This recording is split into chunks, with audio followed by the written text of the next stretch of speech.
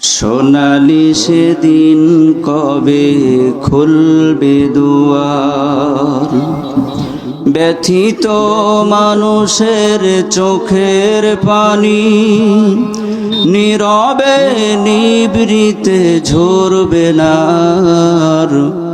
সোনালি সেদিন কবে খুলবে দুয়ার, ক্ষুধার্ত লোকেরা খাবার পাবে, মাজলুম অসহায় বিচার পাবে, বঞ্চিত ঘরহীন পাবে আশ্রয়, বুক থেকে নেমে যাবে কষ্টের ভার।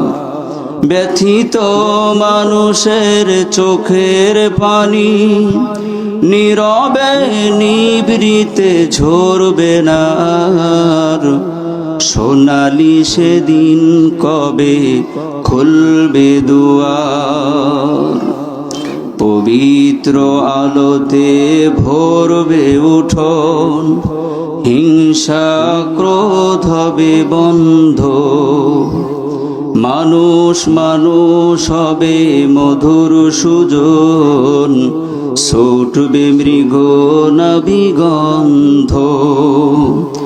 উপকারী মানুষের মনের আভাস, দেশ ভরে উঠবে সবুজ রাঙায়, ইনসাফ আদলের সজীবী ধারায় দূর হয়ে যাবে সকল আধার।